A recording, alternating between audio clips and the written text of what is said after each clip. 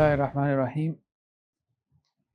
کتاب الحدود کا ہم مطالعہ کر رہے تھے، تو آج ہم نے حرابہ کو ڈسکس کرنا ہے۔ حرابہ یا محاربہ دونوں جو ہے وہ حرب سے ہیں، جنگ سے۔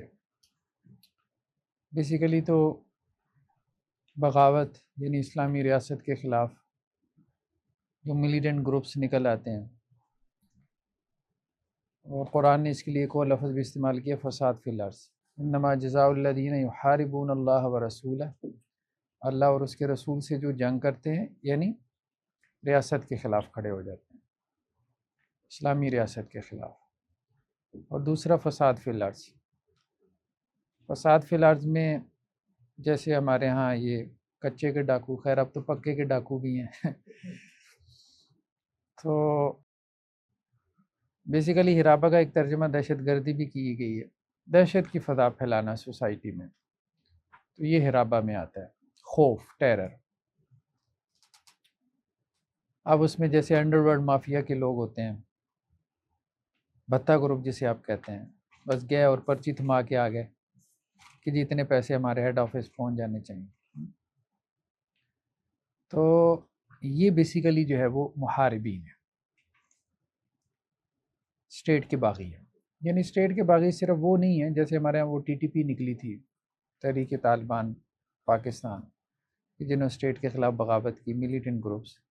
اس کے علاوہ یہ جو لسانی تنظیمیں ہیں،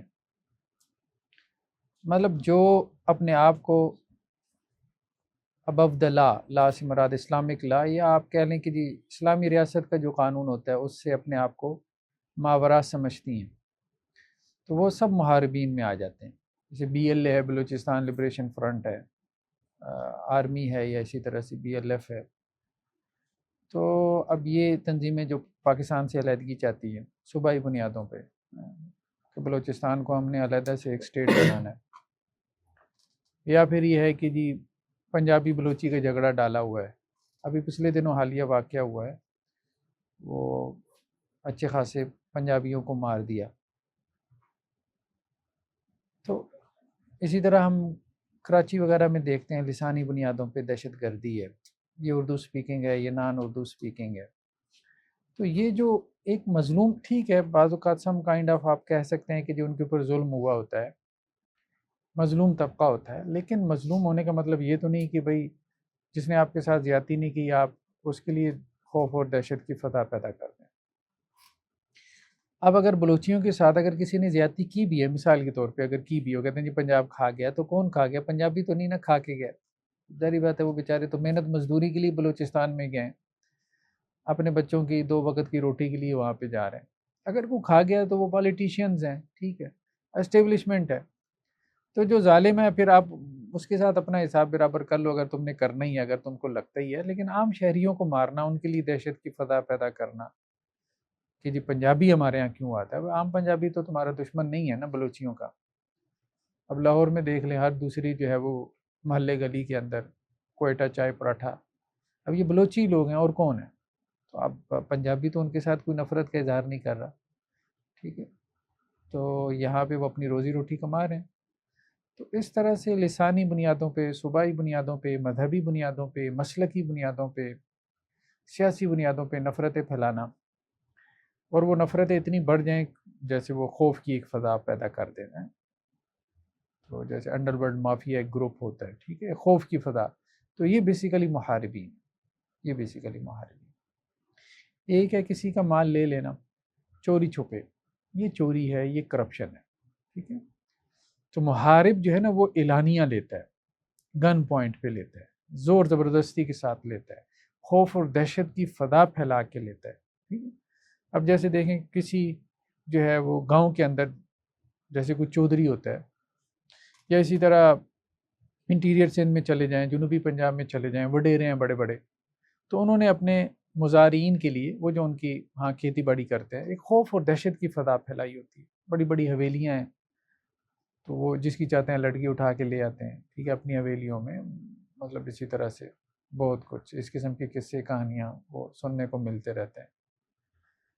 تو اپنی انہوں نے مطلب جیلیں بنائی ہوتی ہیں، پرائیویٹ جیلیں بنائی ہوتی ہیں، جہاں پہ لوگوں کو قید کیا ہوتا ہے، تو اسٹیٹ کے اندر ایک اسٹیٹ انہوں نے بنائی ہوتی ہے. یہ بیسیکلی باغی لوگ ہیں. ٹھیک ہے، بھلے یہ پارلیمنٹ میں بیٹھے ہوں، بھلے ہی اسمبلیوں میں بیٹھے ہوں، تو چونکہ یہ قانون سے ماورا ہو کے، اللہ اور اس کے رسول صلی اللہ علیہ وسلم سے ماورا ہو کے اپنی ایک حکومت یا اپنا ایک نظام چلا رہے ہوتے ہیں، اور اپنی ایک چھوٹی سی ریاست انہوں نے بنا رکھی ہوتی ہے، تو یہ باغیوں کا گروپ ہے، محاربین کا گروپ ہے، یہ ہرابہ ہے بیسیکلی. تو اب اس ہرابہ میں پرانے زمانوں میں تو ہم نے کہا کہ خروج کی اصطلاح ہوتی تھی، مسلح خروج، لیکن اب اس کی صورتیں بدل گئی ہیں. اب اس کی کئی جو ہے وہ جدید صورتیں ہمارے سامنے آ گئی ہیں. تو خیر بہرحال ہرابہ کی کیا سزا بیان ہوئی؟ انما جزاء الذین یحاربون اللہ ورسولہ ویسعون فی الارض فسادا. جو لوگ اللہ اور اس کے رسول سے جنگ کرتے ہیں اور زمین میں فساد برپا کرتے ہیں، اب ظلم پیدا کرتے ہیں نا زمین کے اندر، تو سب سے بڑا فساد تو ظلم ہے. تو ان کی سزا کیا؟ ان یقتلوا، بری طریقے سے قتل کر دیے جائیں. اب رومن امپائر میں جیسے دیکھیں کیا تھا، مطلب ماسٹرز اینڈ سلیوز کا کانسیپٹ تھا، ہر جگہ ہی تھا. اب سلیوز کیا کرتے تھے؟ بغاوت کر دیتے تھے. اب جو کنگز ہوتے تھے، بادشاہ تھے، وہ ان کو بدترین سزائیں دیتے تھے. کیوں بدترین سزائیں دیتے تھے؟ تاکہ ان کے اندر سے جو بغاوت کا جو سوچ ہے وہ ختم ہو جائے، یا آزادی کی سوچ ختم ہو جائے. وہ تو جو اپنے مقاصد پورے کرنے کے لیے کرتے تھے سو کرتے تھے. کہنے کا مقصد یہ ہے کہ یہ جو سخت سزائیں تھیں، اس کی وجہ سے وہ کیا کرتے تھے، اپنے جو ان کا حکمرانی ہے یا اپنی جو سلطنت ہے، اپنا جو لا اینڈ آرڈر کی جو سچویشن ہے اس کو وہ امپلیمنٹ کرتے تھے سزاؤں کے ذریعے سے. ابھی بھی آپ دیکھ لیں مین میڈ لاز ہیں، کنٹری لاز ہیں، ان کا مقصد یہی ہوتا ہے ظلم کا خاتمہ. کیونکہ انسان قانون کے بغیر تو نہیں چل سکتا نا. ٹھیک ہے، جہاں قانون نہیں ہوگا وہاں ظلم بہت بڑھ جائے گا، ملٹیپلائی ہو جائے گا. تو اس لیے جتنی پنشمنٹس کا کانسیپٹس ہے، یا آپ شریعہ لا کہہ لیں اس کو، ٹھیک ہے، اس میں پنشمنٹ کا کانسیپٹ ہے وہ انسان کی بھلائی کے لیے، وہ اس لیے تاکہ ظلم کا خاتمہ ہو. تو ایک تو یہ کہ برے طریقے سے قتل کیا جائے. اب برے طریقے سے قتل کرنے میں مقصود بھی عبرت بنانا ہے. اس کو عبرت اس لیے بنانا ہے کہ آپ جرم کو ختم کریں، لوگوں کے ذہنوں میں جو ہے وہ نفسیاتی طور پہ اس کا ڈر اور خوف پیدا ہو. کس کا؟ پنشمنٹ کا. او یصلبوا، یا ان کو صلیب دے دی جائے. پرانے زمانے میں یہی کرتے تھے کہ بھوکا پیاسا ٹانگ دیتے تھے درختوں کے اوپر، ہاتھ اور پاؤں میں میخیں گاڑ کے، اس کو صلیب دینا کہتے تھے. تو ٹھیک ہے، جسے آج کل ہمارے ہاں کہتے ہیں جی کھمبے سے لٹکا دیں. وہ افغان طالبان کیا کرتے تھے؟ کرین کے ساتھ لٹکا دیتے تھے کابل میں کسی چوراہے کے اوپر. مطلب جو اس قسم کے ہرابہ کے جرم میں مبتلا ہوتا تھا تو اس کو کرین کے اوپر پھانسی دے دیتے تھے چوراہے پہ. تو لٹکا دینا مطلب، تو لٹکانے سے کافی لوگوں کو عبرت حاصل ہوتی ہے. او تقطع ایدیہم وارجلہم من خلاف، یا ان کے ہاتھ پاؤں مخالف سمت سے کاٹ دیا. او ینفوا من الارض، یا ان کو ملک بدر کر دیا جائے. ڈپورٹ جسے کہتے ہیں جی، آپ کر دیں، ٹھیک ہے، نکال دیں اپنے علاقے سے. جو ہے وہ جو لوگ بھی مطلب آپ کے ہاں جاسوسی کر رہے ہیں، کوئی نیٹ ورک بنایا ہوا ہے اسٹیٹ کے خلاف، جو ہے وہ سازشیں کر رہے ہیں، تو ظاہری بات ہے اسٹیٹس یہی کرتی ہیں، ان کو نکال دیتی ہیں. ذالک لہم خزی فی الدنیا ولہم فی الآخرۃ عذاب عظیم. یہ ان کے لیے دنیا کی زندگی میں رسوائی ہے اور آخرت میں ان کے لیے ایک بہت بڑا عذاب ہے. یہ 4 قسم کی جو ہے وہ سزائیں جو ہرابہ کی حد کے طور پہ محاربہ کے لیے بیان ہوئی. ایک اور حدیث آپ صلی اللہ علیہ وسلم فرمائے من حمل علینا السلاح فلیس منا، جس نے ہمارے اوپر ہتھیار اٹھایا اس کا ہم سے کوئی تعلق نہیں. ہمارے اوپر سے مراد یہ ہے کہ اسٹیٹ کے خلاف، ریاست کے خلاف. ایک اور حدیث میں صحیح مسلم کی روایت ہے کہ من خرج علی الطاع وفارق الجماع ومات ومیتتہ جاہلیہ، کہ جو حکمران کی اطاعت سے نکل گیا، حکمران سے مراد یہی ہے قانون کی اطاعت سے نکل گیا، وہ قانون جو کہ ایگریڈ اپان ہے، اور جماعت سے علیحدہ ہو گیا. اگر وہ مر گیا تو اس کی موت جاہلیت کی موت ہے، اسلام کی موت نہیں ہے۔ نیکسٹ بحث یہ ہے کہ ہرابہ ثابت کیسے ہوتا ہے، اس کی کنڈیشنز کیا ہیں؟ تو اس کی 4 کنڈیشنز کا انہوں نے تذکرہ کیا۔ سب سے پہلی مکلف ہونا چاہیے، جو محارب ہے، جو باغی ہے، وہ مکلف ہونا چاہیے۔ مکلف سے مراد یہ ہے کہ بچہ نہ ہو، مکلف سے مراد یہ ہے کہ مجنون دیوانہ نہ ہو۔ مجنون دیوانہ تو خیر کیا محارب ہوگا، لیکن چھوٹے بچے شامل ہو جاتے ہیں ملیٹنٹ گروپس میں، چھوٹے بچوں کو شامل کر لیا جاتا ہے۔ افریقہ میں بھی آپ دیکھیں چھوٹے چھوٹے بچوں کو انہوں نے، وہ گینگز وار ہوتی ہے نا، چھوٹے چھوٹے بچوں کو ٹرین کر لیتے ہیں، 10 12 سال کے بچوں کو، تو ان کو اپنے گینگز میں شامل کر لیتے ہیں۔ تو یہ ہے ہر ملک میں۔ تو اب ایسے جو بچے ہیں، اب ظاہری بات ہے کہ وہ اگر بالغ نہیں ہیں تو ان کا کیا معاملہ ہے؟ تو اس میں فقہا کی 2 آراء ہیں کہ اگر ہرابہ کا جرم ہوا ہے اور ہرابہ کے جرم میں کچھ لوگ بڑے ہیں اور کچھ اس میں بچے ہیں، یعنی کوئی بھی جرم ہوا ہے، ٹھیک ہے، تو جو محاربہ میں آتا ہے، اب اس پہ حد جاری ہوگی کہ نہیں ہوگی؟ تو احناف کا کہنا یہ ہے کہ حد جاری نہیں ہوگی، ہرابہ کی حد جاری نہیں ہوگی۔ اس کی وجہ یہ ہے کہ بچوں کے اوپر حد نہیں ہے، کیونکہ وہ مکلف نہیں، جو بالغ نہیں اس کے اوپر حد نہیں۔ جب اس سے حد ساقط ہو گئی تو اب چونکہ ان کی وجہ سے وہ جرم کمپلیٹ ہوا تھا، تو اب وہ جرم کیا ہو گیا؟ انکمپلیٹ ہو گیا اگر آپ ان کو نکال دیتے ہیں۔ تو اس لیے باقیوں کے اوپر بھی حد نہیں ہے۔ تو باقیوں کے اوپر کیا سزا ہے؟ پھر باقیوں کے اوپر سزا ان کے جرم کے حساب سے۔ اگر انہوں نے قتل کیا ہے تو قصاص ہے، چوری کی ہے تو ہاتھ کاٹ دیا جائے گا، ٹھیک ہے۔ لیکن ہرابہ کی حد نہیں ہوگی، کیونکہ ہرابہ کی حد ذرا زیادہ سخت ہے نا۔ تو اناف یہ نہیں کہہ رہے کہ حد نہیں ہے، وہ یہ کہہ رہے ہیں کہ ہرابہ کی حد اس سے ساقط ہو جائے گی اگر کوئی گینگ ایسا ہے جو ہرابہ کا مرتکب ہوا ہے اور اس میں بچے بھی شامل ہیں۔ لیکن بقیہ حدود جو ان کے اوپر لاگو ہوتی ہیں وہ لاگو ہوں گے۔ جیسے کہتے ہیں نا، قانون کی یہ دفعہ لاگو نہیں ہوگی تو یہ دفعہ لاگو ہوگی، یہ آرٹیکل اس کے اوپر امپلیمنٹ ہوگا، یہ نہیں ہوگا۔ لیکن مالکی اسکول آف تھاٹ میں کیا ہے کہ اگر بچوں سے آپ حد ساقط بھی کرتے ہیں کہ وہ مکلف نہیں ہے، تو باقی لوگوں کے اوپر حد جاری ہوگی، کیونکہ وہ ہرابہ کے جرم کا انہوں نے ارتکاب کیا اور جانتے بوجھتے سمجھتے ہوئے ارتکاب کیا۔ تو یہ دوسری رائے جو ہے وہ بہتر معلوم ہوتی ہے۔ بلکہ مالکی اسکول آف تھاٹ میں یہ بھی بتاتا ہے کہ دیکھو بات یہ ہے کہ بعض اوقات غلام جو ہے نا، یا کسی خاتون کو آپ شامل کر لیتے ہیں اپنے گینگ، اور ہوتی ہیں خواتین بھی شامل ہو جاتی ہیں گینگز کے اندر، کریمنل لوگوں کے جو گینگز ہوتے ہیں۔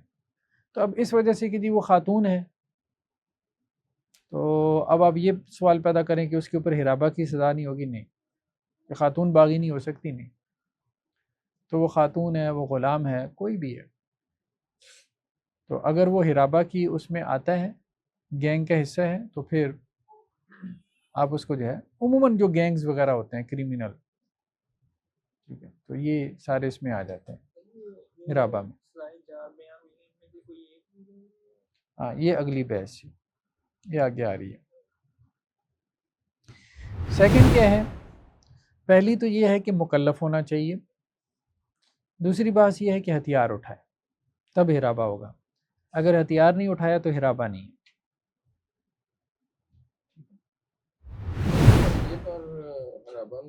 کس میں؟ حریت، حریت تو آزادی کو کہتے ہیں، آزادی کے لیے آدمی یہی فیل کر رہا ہے، بغاوت کا، یہ سارے حریت میں بھی یہی ہے نا۔ نہیں مطلب اصل میں ہرابہ تو تب ہے نا، ہرابہ سے مراد یہ، ہرابہ کی ایک صورت ہے خروج، ٹھیک ہے، آپ اس کو ہرابہ نہ کہیں، آپ اس کو خروج کہیں مثال کے طور پہ۔ گینگز تو کوئی آزادی کے لیے تھوڑا کر رہے ہوتے ہیں، ٹھیک ہے، تو ہرابہ کی ایک صورت ہے خروج۔ تو خروج بیسیکلی اس وقت ہوتا ہے کہ جب کسی کی اطاعت کے اوپر لوگ متفق ہو جائیں، ٹھیک ہے، تو اگر کسی کی اطاعت کے اوپر لوگ متفق ہی نہیں ہیں تو پھر اس کو خروج نہیں کہتے نا، پھر تو وہ لارڈس کی وار ہے، وار آف لارڈس کہتے ہیں، ٹھیک ہے، لارڈز آپس میں لڑ رہے ہیں، تو جو بھی غالب آ جائے. تو اب ان میں سے جو ایک غالب آ جاتا ہے باقیوں کو مغلوب کر لیتا ہے، بعض اوقات اس کو فقہ میں متغلب حکمران کہتے ہیں. تو متغلب حکمران جو ہے اس کی بھی اطاعت کا حکم ہے، اور اس کی وجہ یہی ہے کہ اگر آپ اس کی اطاعت نہیں کریں گے تو پھر آپس میں یہ جو وال لارڈز ہیں لڑتے رہیں گے، تو ان کی لڑائی میں قتل و غارت کا سلسلہ کبھی ختم نہیں ہوگا. تو پولیٹیکلی جو ہے وہ یونٹی ضروری ہوتی ہے تاکہ پیس پیدا ہو. جس طرح ہمارے یہ کشمیر کا ہی معاملہ ہے، ہم کہتے ہیں وہ حریت پسند ہیں یا حریت کی جنگ لڑ رہے ہیں، تو انڈین کہتے ہیں کہ یہ حرابہ میں آتے ہیں. وہ تو اب آپ اس کو مکس نہ کریں، وہ ایک علیحدہ مسئلہ ہے. ہم تو شریعہ لا پڑھ رہے ہیں، انڈینز کون سے جو ہے وہ شریعہ لا کے پابند ہیں یا اسلام کے پابند ہیں؟ نہیں، وہ کیوں کہیں گے کہ یہ رابع ہو رہا ہے؟ وہ کوئی قرآن کو مانتے ہیں؟ پہلا سوال تو یہ پیدا ہوگا. ٹھیک ہے، وہ اپنے قانون کے اعتبار سے اس کو انٹرپریٹ کریں گے، تو اس کو ان کے قانون کے اعتبار سے دیکھا جا سکتا ہے. ٹھیک ہے، وہ ایک علیحدہ بات ہے، اس کو اس اعتبار سے دیکھا جا سکتا ہے. تو کشمیر کی جو آزادی کی بنیادیں نا وہ اور ہیں، اس کو اس کے ساتھ مکس نہ کریں. ابھی ہم بات کریں اسلامی ریاست کی یا مسلم اسٹیٹ کی، ہم بات کر رہے ہیں کہ ایک مسلم اسٹیٹ جس میں میجورٹی مسلمز کی ہے اور وہ کسی کے اوپر متفق ہو جاتے ہیں. اب اس میں کچھ لوگ اٹھتے ہیں اور بغاوت کر دیتے ہیں، ہم اس کی بات کر رہے ہیں. نان مسلم اسٹیٹ کی ہم بات ہی نہیں کر رہے. وہ تو پورا کیس آپ کو دیکھنا پڑے گا شروع سے کہ کیا ہے.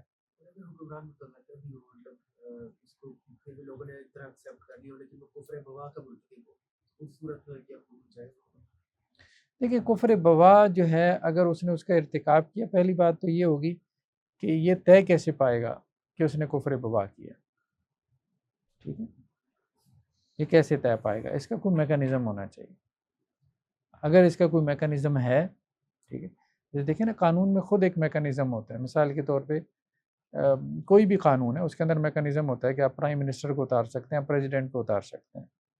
تو ایک بندے نے کفر بوا کیا تو اس کا کوئی میکانزم آپ کو بنانا پڑے گا، قانونی میکانزم، اس کے ذریعے سے آپ اس کو اتاریں گے. اس کے بغیر تو کوئی بھی کسی کے اوپر کہہ سکتا ہے کہ جس نے کفر بوا کیا. ایک کہے گا، دوسرا کہے گا کہ نہیں یہ کفر بوا نہیں ہے. ٹھیک ہے، تو وہ کبھی طے نہیں پائے گا. تو طے پانا بہت ضروری ہے، اور طے تبھی پا سکتا ہے جب اس کا کوئی پروسیجر ہو، اور وہ پروسیجر اس وقت طے نہیں ہوگا، وہ پہلے سے طے ہوگا. تو ہم یہ بات کر رہے تھے کہ اسلحہ اٹھانا ضروری ہے. اگر اسلحہ نہیں اٹھاتا تو پھر ہرابہ نہیں ہے، پھر باغی نہیں ہے، پھر خروج نہیں ہے. یہ فضول قسم کی بحث کچھ وہ مدخلیوں نے پیدا کر دی ہے کہ جی خروج قلم سے بھی ہوتا ہے. ہاں، مطلب خروج قلم سے مراد یہ ہے کہ کسی نے حکمران کے خلاف آرٹیکل لکھ دیا تو یہ بھی خروج ہو گیا. تو یہ ایک دوسری قسم کی بدعت ہے جو ہمارے ہاں پیدا ہو گئی ہے. صحابہ کرام کا یہ منہج نہیں ہے، سلف کا یہ منہج نہیں ہے. صحابہ کرام کے ہاں تو آپ دیکھتے ہیں کہ وہ ممبر پہ حکمران کھڑا ہوتا تھا تو اس پہ تنقید شروع کر دیتے تھے. وہ جو صحیح مسلم کی روایت ہے حضرت ابو سعید خدری رضی اللہ عنہ سے، ٹھیک ہے، کہ وہ مروان بن حکم جو ہے وہ عید کا خطبہ جو ہے نا، عید کا خطبہ تو یہ ویسے ہے عید کی نماز کی بات. تو یہ بنو امیہ کے حکمران جو ہے عید کی نماز پڑھاتے تھے تو لوگ پڑھ کے چلے جاتے تھے، خطبہ ان کا کوئی سنتا نہیں تھا. تو انہوں نے ایک کام کیا کہ عید کی نماز سے پہلے خطبہ شروع کر دیا تاکہ لوگوں کو نماز تو پڑھنی ہے نا، اب اس سے پہلے جتنا ان کو سنا سکتے ہو سنا لو. تو اب حضرت ابو سعید خدری رضی اللہ عنہ کہتے ہیں کہ وہ عید کی نماز ابھی نہیں ہوئی تھی تو وہ مرمان جاتا تھا ممبر کی طرف اور میں اس کو کھینچتا تھا مصلی کی طرف. پہلے خطبہ نہیں، پہلے نماز پڑھو. رسول اللہ علیہ وسلم کی سنت یہی ہے. ٹھیک ہے، اب اس پہ پھر اس نے خطبہ دیا، پھر جان چھڑا گیا، وہ تو حکمران تھا وہ. ٹھیک ہے، اپنا بازو چھڑا کے چلا گیا، ممبر پہ بیٹھ گیا. پھر ایک بندہ کھڑا ہو گیا، ٹھیک ہے، اور اس نے اس کو ممبر کے اوپر کرٹیسائز کیا کہ یہ تم غلط کر رہے ہو. تو حضرت ابو سعید خدری رضی اللہ عنہ نے کہا کہ ہاں اس نے ٹھیک کیا، اس نے حق ادا کیا۔ اور پھر رسول اللہ صلی اللہ علیہ وسلم کی وہ حدیث تو بہت معروف ہے نا کہ ظالم حکمران کے سامنے کلمہ حق کہنا اور پھر وہ اس کو کیا کرے، شہید کر دے، تو یہ سید الشہداء ہے۔ تو یہ ایک ہمارے یہاں ایک عجیب قسم کی وہ آپ کہہ لیں کہ جی اس کو ارجاء کہتے ہیں، مرجعیت، یہ مدخلیت بیسیکلی جو ایک نئی امپورٹڈ قسم کی آپ کہہ لیں سلفیت ہے، تو یہ بیسیکلی مرجعہ ہے، مطلب جس چیز کو دین الاؤ کرتا ہے اس کو بھی کیا کر رہے ہیں، ڈس الاؤ کر رہے ہیں۔ جو چیز صحابہ سے ملتی ہے، تابعین سے ملتی ہے، اس کو بھی کیا کر رہے ہیں، مطلب ڈسکریج کر کے اپنا ایک نئی اپروچ پیدا کر رہے ہیں۔ تو یہ ایک دوسری انتہا ہے۔ انٹرنیشنلی جو ہے جو ہیومن رائٹس ریکگنائز کیے گئے ہیں تو ان میں یہ ہے کہ آپ ایجیٹیشن کر سکتے ہو، آپ اپنے رائٹس کے لیے باہر نکل سکتے ہو، اور پوری دنیا میں ہوتا ہے، توڑ پھوڑ نہ کرو، املاک کو نقصان نہ پہنچائیں، ٹھیک ہے۔ مطلب یہ تو نہیں ہے نا کہ جب ختم نبوت کے نام پہ جو ہے وہ آپ مار روڈ پہ جلسہ جلوس کریں اور اے ٹی ایم مشینیں اکھاڑ کے لے جائیں۔ اب یہ غلط ہے نا، اور یہ لوگ کرتے ہیں، یہ لوگ کرتے ہیں، وہ غلط ہے، ٹھیک ہے۔ تو لوگوں کا نقصان کیوں کرتے ہیں آپ؟ حکومت مثال کی طرف دیکھیں، اب الیکٹریسٹی کا مسئلہ ہے، بجلی کے بل بہت زیادہ آ رہے ہیں، ٹیکسز پہ ٹیکسز ڈالے جا رہے ہیں، لوگ سوسائڈ کر رہے ہیں۔ پچھلے دنوں ایک بندے نے سوسائڈ کی تو اس کی جیب سے 35,000 کا بجلی کا بل نکلا۔ تو اب یہ صورتحال جب سوسائٹی میں ہو تو لوگ باہر نکل کے ظلم کے خلاف احتجاج نہیں کریں گے تو کیا کریں گے؟ گھر بیٹھے رہیں، مرتے رہیں، مطلب یہ دین یہ کہتا ہے۔ تو یہ بے وقوف اور اسٹوپڈ قسم کے لوگ ہیں جو یہ کہتے ہیں کہ یہ ایجیٹیشن بھی نہیں ہے دین میں، ٹھیک ہے۔ تو وہ اس چیز کو نہیں سمجھتے۔ اب ایسی چیزوں میں پھر جی یہ تو بدعت میں سے ہے، تو بدعت وہ نہیں ہے جو تم نے مدرسے کھولے ہیں، یہ تھوڑی یہ بدعت نہیں ہے، ٹھیک ہے۔ جو اسپیکر کا استعمال کر رہے ہو یہ بدعت میں نہیں آتا، اس کو تو پھر وہ ذرائع اور وسائل کی بحث بنا دیتے۔ تو یہ ساری ذرائع اور وسائل کی بحث ہے، ساری ذرائع اور وسائل کی بحث ہے۔ سر ہمارے جو جیسے آپ نے ٹاپک کی میں تبدیل کی کہ پڑا ہوگا کہ وہ خطبے کا فرق تھا ہمارے یہاں، تو مطلب جو حکمران ہے وہ تو سیدھا سیدھا جو ہے اسلام کے جو بیس ان کو لایا ہوا ہے، اس خلاف کا عمل بنے ہوئے ہیں، تو ہمارا اس پر کیا رول ہے؟ ہم یعنی کہ سوشل میڈیا پر بس بات کرتے ہیں؟ لیکن نہیں ہے المنکر کے جو ہے نا وہ 3 لیولز ہیں نا، کم از کم لسان کے ذریعے تو ہونا چاہیے، بالید نہ بھی ہو، بالید تو آپ کے اپنے دائرے میں جہاں آپ کی اتھارٹی ہے، آپ کے گھر میں ہے، آپ کے ادارے میں ہے، آپ کے انسٹیٹیوٹ میں ہے، جہاں آپ کر سکتے ہو، آپ کے امپلائیز ہیں، آپ کے ملازمین ہیں، آپ کی جیورسڈکشن میں کام کر رہے ہیں، ٹھیک ہے، آپ ان کے ساتھ دنیاوی معاملات میں اپنے نظم کے اعتبار سے سختی کر سکتے ہیں۔ باقی جو معاملہ ہے وہ نہی عن المنکر باللسان کا ہے، زبان کی حد تک تو یہ بنیادی فریضہ ہے، علماء کا بھی ہے اور جس کو بھی موقع ملے۔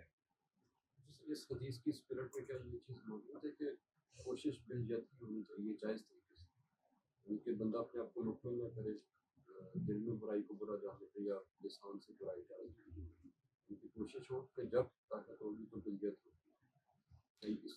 ہاں، فَلْيُغَيِّرْ بِيَدِهِ، مطلب یہ ہے کہ جو تو اس منکر کو، دیکھیں لفظ کیا ہے، تغییر کا، تغییر کا لفظ ہے، یعنی منکر یہ نہیں ہے منکر کو ختم کر دے، منکر کی تغییر، منکر کو معروف میں بدل دے۔ تو اگر تو حالات ایسے ہیں کہ آپ کے ہاتھ ڈالنے سے منکر جو ہے وہ معروف میں بدل جائے گا تو پھر تو ہاتھ ڈالنے میں بھی کوئی حرج نہیں۔ من رأى منکم منکرا فلیغیرہ بیدہ، اپنے ہاتھ سے بدل دے، منکر کو معروف میں بدل دے۔ لیکن اگر معاملات ایسے ہوں کہ منکر جو ہے وہ بڑھ جائے گا پھر یہ وائز ڈیسیژن نہیں ہے کہ آپ بالید جو ہے ہاتھ سے منکر کو روکیں، اگر ہاتھ ڈالنے سے وہ بڑھ جاتا ہے۔ نہیں روکا تو پھر چلا گیا، بعد میں چرچ میں کھڑے ہو گئے۔ ہاں مطلب ہاتھ سے روکنے سے اگر یہ مراد ہے اس کا ہاتھ پکڑ لیا، نہیں مطلب کلائی اختیار پکڑ لی بھی دیکھا جائے تو طاقت ٹھیک ہے ہے۔ ہاتھ میں، نہیں دونوں طاقت ہی ہے، انہوں نے ہاتھ کی طاقت کا استعمال کیا ہے۔ ہاں تو مطلب اتنی طاقت کہ جو شر اور فساد پیدا نہ کرے تو کوئی حرج نہیں، کوئی حرج نہیں، ٹھیک ہے۔ طاقت کا ہاں حصول یہ چیز میرے قصور کہ اس حدیث کی اسپرٹ میں کیا یہ چیز موجود ہے کہ طاقت کا حصول بھی ساتھ ساتھ جاری ہے؟ بہت ضروری ہے، بہت ضروری یعنی کہ بندہ اپنے آپ کو مطمئن نہ کرے کہ میرے پاس طاقت نہیں ہے تو بس ٹھیک ہے، نہیں ہے۔ ہاں طاقت کے ایسے حصول کے لیے کوشش کرے۔ کچھ چیزیں ایسی ہیں کہ اب وہ ڈفرینس بہت زیادہ پیدا ہو گیا، وہ طاقت حاصل نہیں کی جا سکتی، یعنی ریاست کی جو طاقت ہے وہ عامت الناس حاصل نہیں کر سکتے، ٹھیک ہے۔ مثال کے طور پہ ریاست کے پاس جو آرمی ہے، جو نیوی ہے، ایک ملیٹنٹ گروپ کتنا ہو جائے گا، کلاشن کو اچھی سی لے لے گا، ٹھیک ہے، لیکن اپنی ایئر فورس تو بنانے سے رہا، اب وہ پاسبل نہیں ہے، ڈفرینس بہت پیدا ہو گیا۔ ہاں اب اس میں یہ کیا جا سکتا ہے کہ جیسے اللہ کے رسول صلی اللہ علیہ وسلم جو ہے وہ قبائل کے جو سردار ہوتے تھے تو ان کو کنونس کرتے تھے، اپنے ساتھ ملاتے تھے، تو جو طاقت کے منابع ہیں، ٹھیک ہے، پاور کے جو جنریٹرز ہیں، پاور کے جو سورسز ہیں، ان کو کنونس کر کے اپنے ساتھ ملانا، یہ ہو سکتا ہے۔ پرانے زمانے میں وال لارڈز ہوتے تھے، آج کل ہمارے یہاں بیوروکریٹس ہیں، پولیٹیشینز ہیں یہ لوگ، اور ان کے پیچھے جو بیٹھا ہوا ہے آ جائیں جو اصل میں طاقت کا منبع اور سرچشمہ ہے، مقتدر اعلیٰ نامعلوم افراد ہیں۔ خیر بہرحال تو یہ ہے، خیر اصل بات یہ ہے کہ ہتھیار اگر کسی نے اٹھایا ہے نا تو یہ پھر خروج بنتا ہے، پھر بغاوت بنتی ہے، ہتھیار کے بغیر کوئی بغاوت نہیں۔ آپ کے اینکر پرسن کتنا کرٹیسائز کرتے ہیں حکومتوں کو، اور صحیح بات یہ ہے کہ یہ علماء کا فریضہ تھا جو اس وقت یہ صحافی جو ہے جرنلسٹ ادا کر رہے ہیں۔ ہمارے تو علماء کا میدان بھی نہیں ہے اور خیر خبر بھی نہیں ہے۔ اب کسی بھی اچھے عالم کو آپ جا کے بٹھا دیں جیو کے پروگرام میں، حامد میر کے پروگرام میں، کیا کریں ٹھیک ہے، کوئی گفتگو کر سکیں، چلو ٹھیک ہے، جمعیت علماء اسلام کا کوئی ہے تو وہ تو کوئی بول لے گا، ٹھیک ہے، وہ بیک گراؤنڈ ہے نا ایک، ورنہ تو اب اس پہ معاملہ یہ ہے کہ اب جو بول رہے ہیں ان کو بھی جی یہ پتہ نہیں کیا ہو رہا ہے، منہج کے خلاف ہو رہا ہے، فلاں ہو رہا ہے، ڈمکان ہو رہا ہے، تو یہ تو بیسیکلی ظلم کے ساتھی ہیں، یہ لوگ ظلم کے پڑھنے میں اپنا حق ڈالنے والے لوگ ہیں۔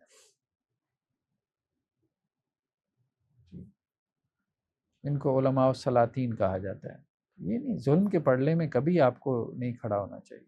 کوئی بات ہے، جس طرح آپ کو اویئرنیس ہے نا، اگر آپ اس پر بات کر رہے ہیں، یہ ہمارے عام علماء میں اس طرح اویئرنیس بھی نہیں ہے۔ اگر اویئرنیس ہو تو پھر وہ اس طرح بھی یعنی کہ سوچیں کہ یار اس کی ضرورت ہے، ہم بھی اس طرح آئیں، اس طرح کریں کچھ۔ آپ کو اویئرنیس اس کے لیے اویئرنیس کی مطلب ضرورت میرے خیال میں کیا کامن سینس کی باتیں ہیں کہ بھائی آپ ظلم کون برداشت کرتا ہے مجھے بتائیں، اور ظالم کے ساتھ کون کھڑا ہوتا ہے، گونگا شیطان کون بنتا ہے، کامن سینس کی بات۔ تو مفاد پرست سے زیادہ کچھ تو مفاد پرست ہے، وہ بات بھی ٹھیک ہے، حکمرانوں کے ساتھ اٹھتے بیٹھتے ہیں، اور کچھ ایسے ہیں کہ جن کو جو ہے وہ دین ہی غلط سمجھ میں آیا ہے، اور وہ غلط دین، صحیح بات ہے کہ شیطان نے غلط سمجھا ہے، اور اب وہ سمجھ رہے ہیں کہ اصل دین یہی ہے، یہی دین قیم ہے۔ دین قیم یہ کیسے ہو سکتا ہے جو انسان کی فطرت کے خلاف ہو، جو انسان کی کامن سینس کے خلاف جا رہا ہو، اور جس طرح سے آپ نے نصوص کو توڑ مروڑ کے وہ انٹرپریٹیشن کی ہوئی ہے۔ پہلی بات تو یہ ہے کہ وہ نصوص کو توڑ مروڑ کے انٹرپریٹیشن کی جاتی ہے، اور کیسے؟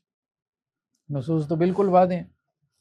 اللہ کے رسول صلی اللہ علیہ وسلم فرمایا فمن جاہدہم بیدیہ وہو مومن، جو اپنے ہاتھ سے ان سے جہاد کرے گا وہ مومن ہے، ٹھیک ہے، جو اپنی زبان سے ان سے جہاد کرے گا وہ مومن ہے، جو اپنے دل سے ان سے، ہاں باقی یہ کہ لیولز ہیں، یہ بھی نہیں ہے کہ ہر صورت میں بندہ جو ہے وہ ڈنڈا ہی لے کے اصلاح شروع کر دے، وہ بات بھی ٹھیک ہے، وہ ایک دوسری انتہا ہے۔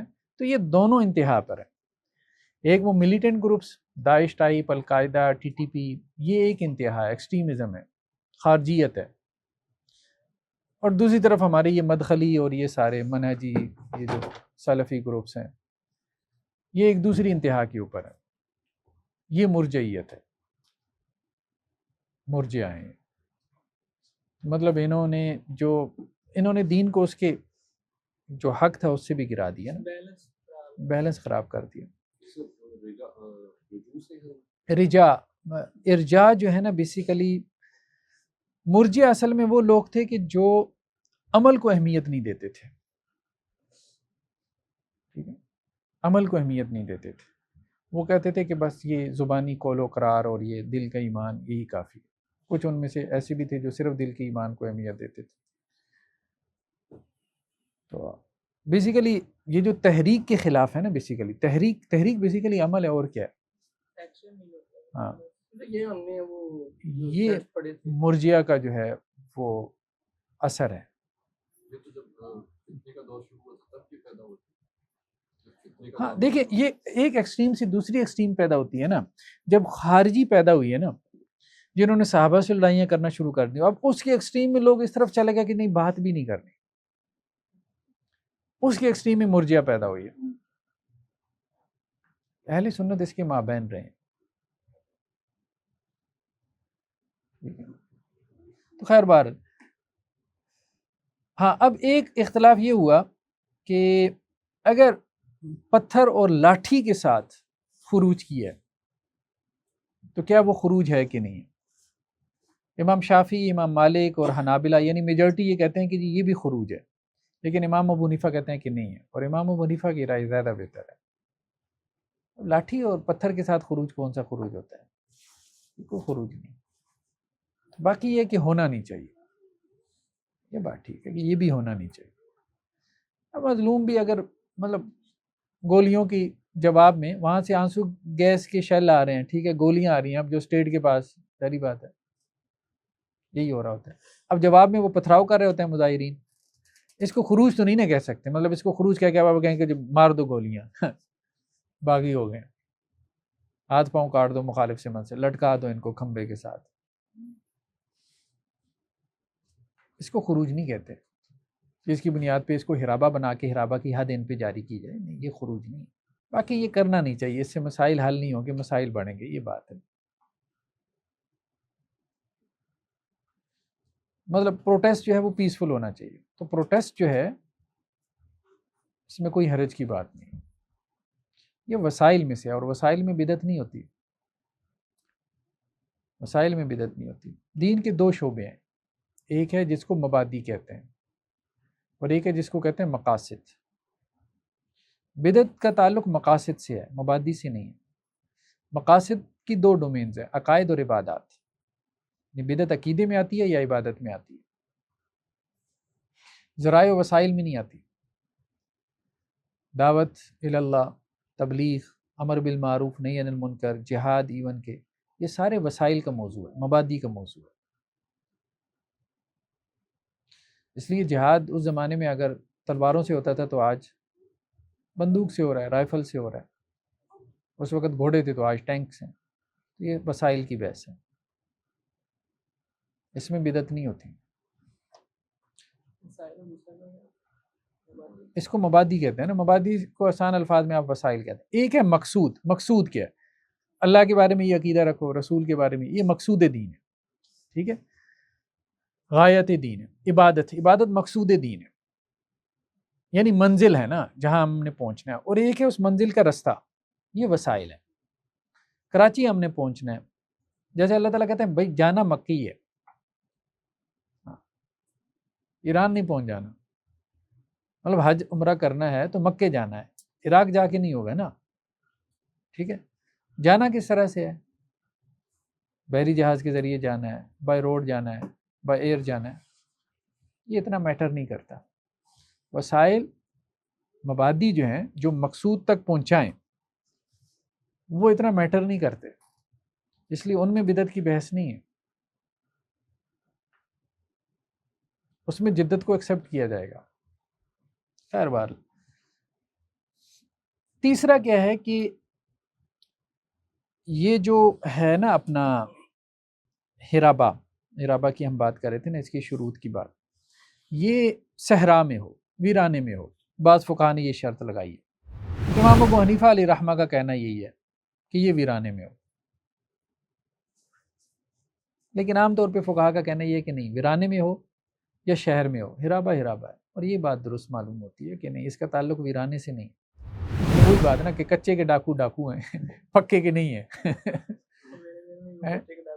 ہاں، تو نہیں ایسا نہیں ہم کہہ سکتے، کچے کے ڈاکو بھی ڈاکو ہیں، پکے کے ڈاکو بھی ڈاکو ہیں۔ عقائد میں عبادات اور دوسری کیا چیز ہے عقائد میں عبادات اور عقائد اور عبادات، یہ جو ہے نا وہ مقاصد میں، مقاصد دین میں سے ہیں، ان میں بدعت ہوتی ہے، ان میں کوئی نیا قول نہیں لا سکتے۔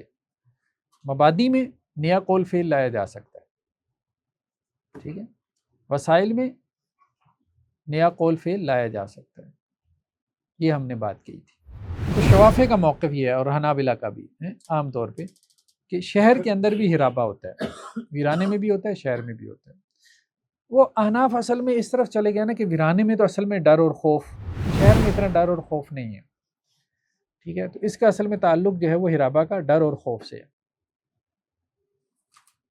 شہر میں تو وہ ریزسٹ بھی کر سکتے ہیں نا، لیکن بہرحال ریزسٹنس اور بات ہے، یہ بات ٹھیک ہے کہ ویرانے میں ڈر اور خوف زیادہ ہو جاتا ہے، کوئی ہے نہیں نا، اب ظاہری بات ہے، آپ ٹریول کر رہے ہیں اور آپ جنگل سے گزر رہے ہیں اور اچانک کوئی آپ کی گاڑی رکوا کے آپ کو لوٹ مار کرے، تو اس کی دہشت اور خوف بالکل اور ہوتا ہے، نفسیاتی کنڈیشن بالکل ڈفرینٹ ہوتی ہے۔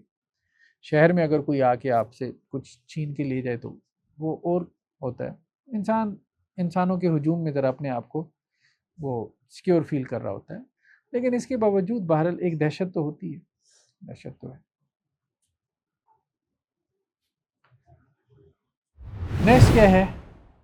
اعلانیہ آپ کا مال لے، چوتھی شرط ہی ہے، تو تب ہرابہ ہے، اگر چوری چھپے مال لے گا تو پھر ہرابہ نہیں ہے، ٹھیک ہے، یعنی چوری چھپے لے گا تو پھر ہم اس کو یہی کہیں گے نا، چوری کی ہے، کرپشن کی ہے، خیانت کی ہے، کچھ بھی کی ہے، تو پھر چوری کی سزا ہوگی نا، ہرابہ کی سزا نہیں ہوگی۔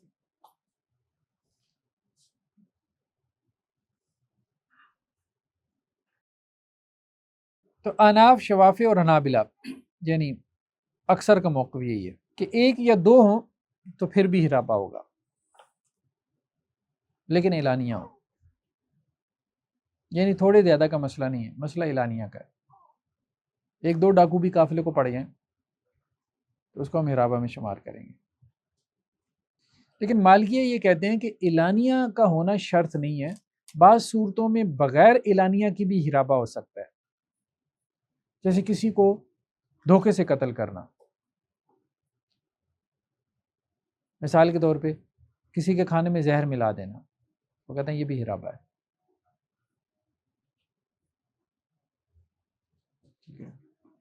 بلکہ مالکیہ نے ریپ کیس کو بھی ہرابہ بنایا۔ ابن العربی مالکی کا انہوں نے یہاں پہ قول نقل کیا ہے، یہ قاضی بھی تھے نا، قاضی بھی تھے ابن العربی، مالکی فقیہ ہیں، احکام القرآن پہ ان کی اچھی تفسیر ہے۔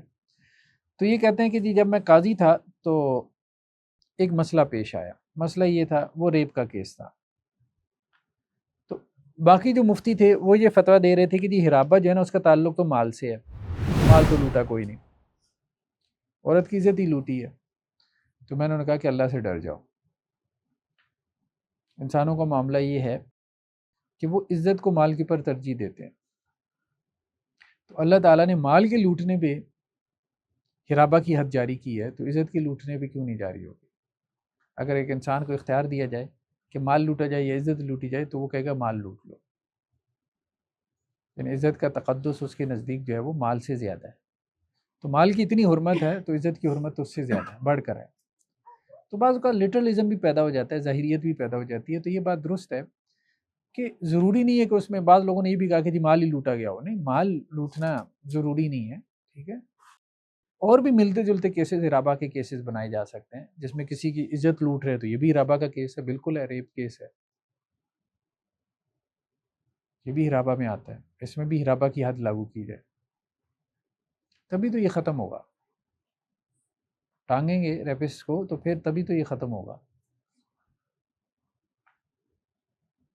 اسی طرح دھوکے سے ختم کرنا، دھوکے سے کسی کو مار دینا، سازش سے، یہ جو سازشی قتل ہوتا ہے یہ بھی ہرابائی ہے۔ بعض اوقات ایجنسیوں میں ایسا عام طور پہ ہوتا ہے، سازش سے دھوکے سے ایک دوسرے کے وہ کیا کرتے ہیں، وہ مار دیتے ہیں، بندے مار دیتے ہیں، سیکریٹ ایجنٹس جو ہیں وہ مار دیتے ہیں۔ اب وہ اسٹیٹ کے خلاف بغاوت ہی ہوتی ہے نا،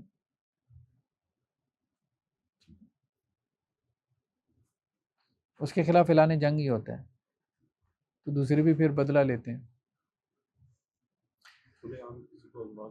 جی ہاں، سر عام کسی کو اغوا کر لینا، ہاں اٹھا کے لے جاتے ہیں، یہ بھی ہرابائی ہے، یہ بھی ہرابائی ہے۔ جو بھی کام ہے قانون کے تحت کرو، قانون جب ہے تو اپنی سب جیلیں بنانے کی کیا ضرورت ہے، پرائیویٹ جیلیں بنانے کی کیا ضرورت ہے؟ جب آپ بنا لو گے تو پھر وڈیرے بھی بنائیں گے، پھر پالیٹیشینز بھی بنائیں گے، پھر وار لارڈ بھی بنائیں گے، پھر ساری بنائیں گے، پھر جیلیں بنائیں گے تو اپنے قانون بھی بنائیں گے، اپنے قانون بنائیں گے تو پھر باقی رہ کیا جاتا ہے، پھر ریاست بن گئی۔ تو قانون تو اس کی کوئی گنجائش نہیں ہے، قانون اس کی کوئی گنجائش نہیں ہے۔ سزا کیا، عقوبت یعنی سزا کیا؟ جی اسرار کا جو ایک پلان ہے کہ برکت اکٹھی کرنی ہے اور اس کے بعد جو حکومتی ادارے ہیں ادھر جا کے کام روک دینا ہے کہ نہیں ہونے دینا، نظام چلے، یہ خروج کی ایک قسم نہیں ہے، کیسے ہم ہتھیار نہیں اٹھائیں گے؟ یعنی خروج بیسیکلی ہتھیار اٹھانے کے ساتھ ہے، جس کا آپ کو کانسٹیٹیوشن یا آئین اجازت دیتا اس کو آپ خروج نہیں کہہ سکتے، بالکل بھی نہیں کہہ سکتے ہیں۔ کانسٹیٹیوشن اور آئین، اصل بات یہی ہے، اسٹیٹ کا جو لا جو ہے نا جس کو آپ کو الاؤ کر رہا ہے، ٹھیک ہے۔ تو ہمارے یہاں جیسے دیکھیں پولیٹیکل پارٹیز جو ہے حکومتیں گراتی ہیں، لیکن بات یہ ہے کہ وہ بے مقصد کا گرانا ہوتا ہے، اپنے ذاتی مفاد کے لیے گرانا ہوتا ہے، ٹھیک ہے۔ باقی یہ مطلب اصولی طور پہ پرنسپلی میرے خیال میں اس میں کوئی حرج نہیں ہے کہ کوئی حکومت گرا کے اگر آپ اسلام لانا چاہتے ہیں پیسفلی، سافٹ ریولوشن جسے کہتے ہیں، یعنی ملیٹنسی کے ساتھ نہیں، قتل و غارت کے ساتھ نہیں۔ لیکن مسئلہ یہ ہے کہ اصل مسئلہ جو ہے نا میرے خیال میں وہ ہے مذہبی شعور کا، مذہبی شعور اتنا پختہ نہیں کہ وہ یہ کام ایک تو ہے کہ پیسفلی کر سکے بغیر کسی سازش کا شکار ہوئے یا تیسرے ہاتھوں میں کھیلے بغیر، اور دوسرا یہ کہ جب آ جائے اقتدار میں تو پھر حکومت کو رن کر سکے، چلا سکے۔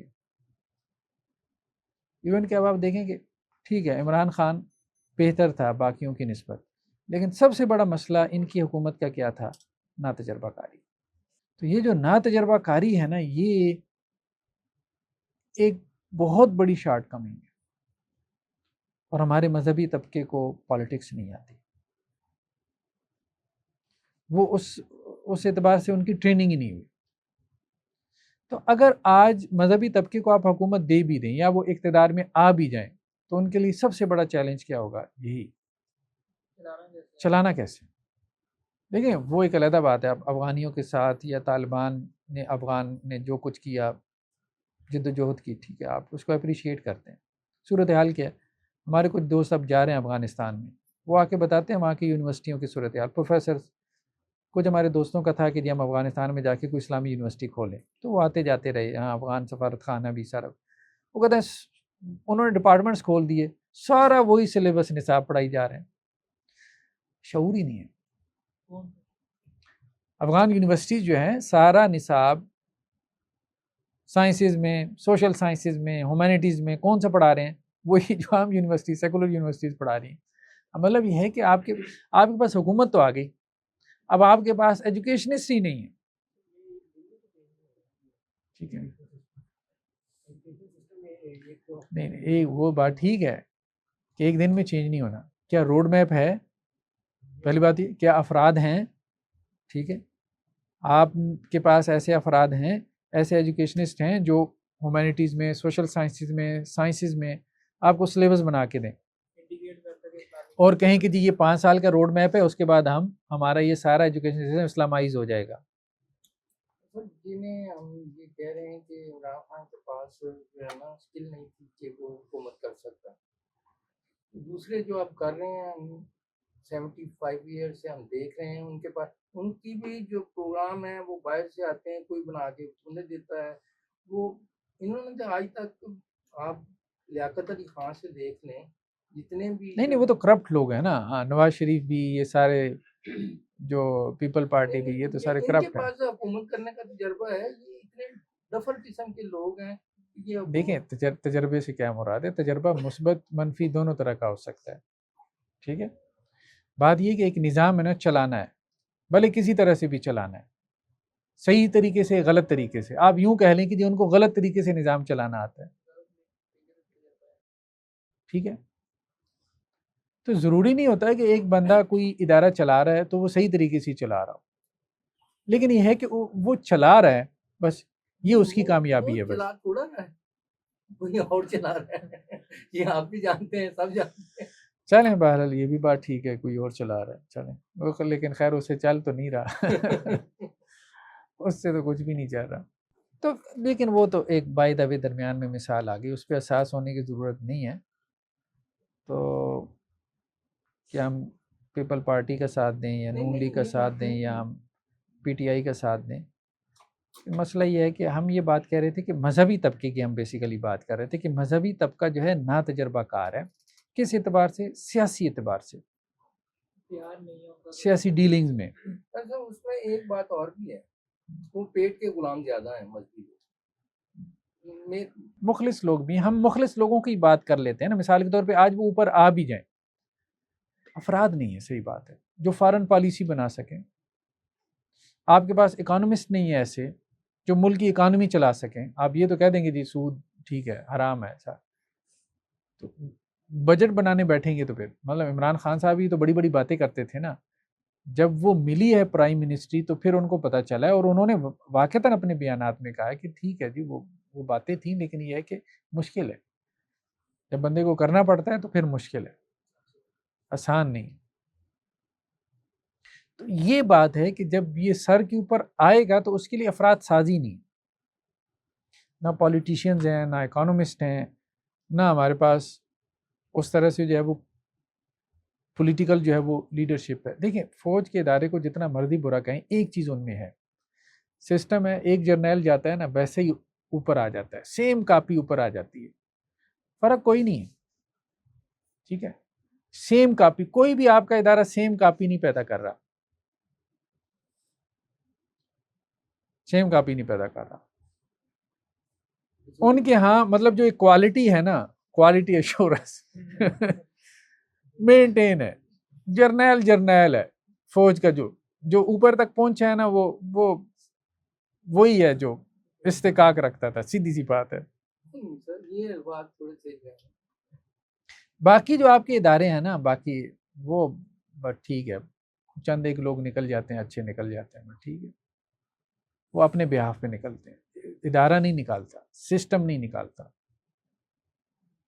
فوج میں اصل میں سسٹم ہے، ٹھیک ہے، افراد نہیں ہے. باقی ساری جگہوں پہ افراد اصل ہے، سسٹم نہیں. آپ کی پولیٹیکل پارٹیز میں کیا ہے؟ افراد ہیں. ٹھیک ہے، وہ فرد نہیں ہے تو پولیٹیکل پارٹی نہیں ہے. عمران خان نہیں ہے تو پی ٹی آئی نہیں ہے. ٹھیک ہے، زرداری کا خاندان نہیں ہے تو پیپل پارٹی نہیں ہے. ٹھیک ہے، نون لیگ میں جو ہے وہ ایک فیملی کو نکال دیں تو نون لیگ کہاں رہ جائے گی. لیکن فوج میں سے آپ 10 جرنیل نکال دیں، فوج باقی ہے، ادارہ باقی ہے اور اسی شان کے ساتھ ہے، ویسے ہی 10 اور آ جائیں گے. تو وہ ایک ادارہ ہے، وہ فرد کے اوپر نہیں چل رہا. فرد آتا ہے 3 سال کے لیے چلا جاتا ہے، چلو ایکسٹینشن لے لی 6 سال چل گیا، چلا جاتا ہے، کوئی فرق نہیں پڑتا ادارے کو. سفارتکاری میں چلا گیا، وہ سفارتکاری میں چلا گیا، اداروں کی چیئرمین میں چلا گیا. وہ ایک علیحدہ بات ہے، چلا گیا کہ نہیں چلا گیا وہ تو ایک علیحدہ بات ہے. شارٹ کمنگس تو ہر جگہ. ہم اصل میں بات کر رہے ہیں کہ ایک ہوتا ہے ادارہ اور ایک ہوتا ہے افراد. تو نظام بنتا ہے بیسیکلی ادارے سے. پاکستان میں ادارہ ایک ہی ہے، فوج کا ادارہ. اچھا ہے برا ہے وہ ایک علیحدہ بات ہے، ادارہ ہے بات. باقی ادارے نہیں ہیں، باقی افراد ہیں، افراد کے اوپر چل رہے ہیں بس. چلیں بہرحال آگے چلیں. ان آیات کا شان نزول کیا ہے اس کو ہم کمپلیٹ کر لیں. 2 قبیلے آئے تھے، اوکل اور اورینا قبیلے کے لوگ مدینہ کے اندر. مدینہ کی آب و ہوا ان کو راس نہیں آئی، اسلام انہوں نے قبول کیا تھا، کنورٹس تھے. تو آپ وسلم نے مدینہ سے باہر ایک چراگاہ تھی بیت المال کی، ان کو وہاں بھیج دیا کہ اونٹنیوں کے جا کے دودھ پئیں اور باہر کی آب و ہوا ذرا تازہ ہے. پیٹ ان کے خراب ہو گئے تھے تو وہ وہاں گئے، صحیح بھلے چنگے ہو گئے، چند دن وہاں رہے. جب انہوں نے دیکھا بھئی چرواہ ہے اکیلا ہے تو وہ مار دیا اس کو، اونٹنیاں لوٹ کے لے گئے. اور بعض روایتوں میں یہ بھی ہے کہ برے طریقے سے اس کو مارا.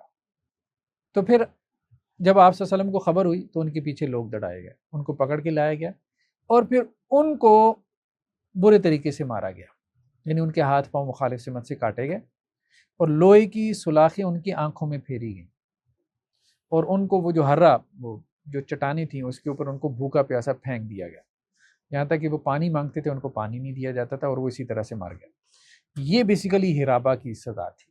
ایک تو وہ مرتد ہو گیا، ارتداد، دوسرا اسلامی ریاست کے خلاف بغاوت کی، تیسرا بندہ مار دیا، چوتھا لوٹ مار کی.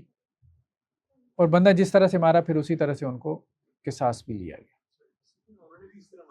ہاں بعض روایتوں میں آتا ہے کہ انہوں نے بھی اسی طرح سے مارا. یعنی انہوں نے اپنی دہشت پیدا کرنی چاہیے نا. تو جواب میں ان کو کہا گیا کہ دیکھو پر ٹھیک ہے، تم نے تو ایک کے ساتھ کیا، ہم تم سب کے ساتھ ایسا کرتے ہیں. ایک سوال یہ پیدا ہوا کہ یہ جو او ہے یہ تخییر کے لیے ہے یا تنویع کے لیے؟ ان یقتلوا او یصلبوا، یا قتل کیے جائیں برے طریقے سے یا صلیب دیے جائیں. یہ او کے ذریعے سے بیان کیے گیا 4 سزائیں. کیا ہے؟ قتل ہے، صلیب ہے، مخالف سمت سے ہاتھ پاؤں کاٹنا ہے، یا ملک بدر کرنا ہے. تو یہ او جو ہے یہ تنویع کے لیے ہے یا یہ او تخییر کے لیے؟ تو بعض فقہا کا کہنا ہے یہ تخییر کے لیے. تخییر کا مطلب یہ ہے کہ جج کے پاس، قاضی کے پاس آپشن ہے یہ سزا دے یا یہ دے. تنویع کا مطلب یہ ہے کہ نہیں، جج کے پاس آپشن نہیں ہے، یہ نو بیان کی گئی ہے. اگر تو ہرابہ کے اندر ان سے قتل ہو گیا تو پھر تو تقتیل ہے، ٹھیک ہے. اور اگر قتل کے ساتھ لوٹ مار بھی ہے تو پھر تسلیب ہے، سولی دیے جائیں گے. اور اگر صرف لوٹ مار ہے تو مخالف سے ہاتھ پاؤں کاٹے جائیں گے. اور اگر صرف خوف پھیلایا، رستوں کو جو ہے وہ مطلب وہ بنایا ہے کہ جی لوگ ڈر ڈر کے سفر کریں. ہوتا ہے نا جی، اس روڈ سے رات کو سفر نہیں کرنا، اتنے بجے کے بعد ہیں ڈاکو پڑ جائیں گے، تو پھر ڈیپورٹ کر رہے ہیں. تو تنویع والے کہتے ہیں کہ اصل میں ہرابہ کی مختلف صورتیں ہیں، ہر صورت کی ایک سزا بیان ہے. تخییر والے کہتے ہیں کہ نہیں، قاضی کے اوپر ہے، فیصلہ کرے کہ بھئی اس کو کون سی سزا دینی ہے، ان 4 میں سے کوئی بھی سزا دے سکتا ہے. یہ بیسیکلی ایک اختلاف انہوں نے یہاں پہ اس کا تذکرہ کیا. تنویع والی رائے بہتر ہے، یہ حضرت عبداللہ ابن عباس سے ہے، کیونکہ قرآن میں بھی آتا ہے نا وَجَزَاءُ سَیِّئَةٍ سَیِّئَةٌ مِثْلُهَا، جیسی برائی کی ویسی اس کی سزا ہے. چلیں جی، میرے خیال میں آج اتنا ہی کافی ہے. سبحانک اللہم و بحمدک، نشہد ان لا الہ الا انت.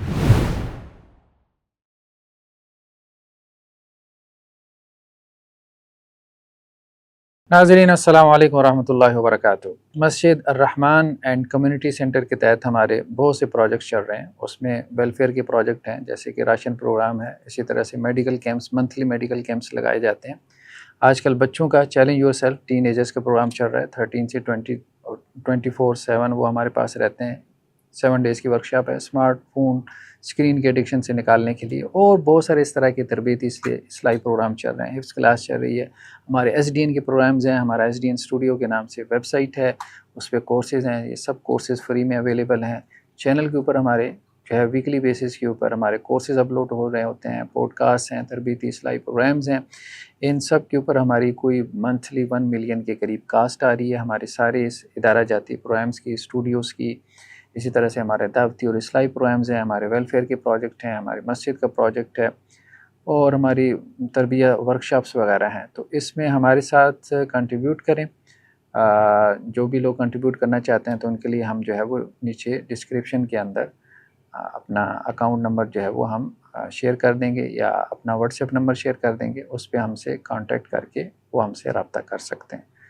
جزاکم اللہ خیر. السلام علیکم ورحمۃ اللہ وبرکاتہ.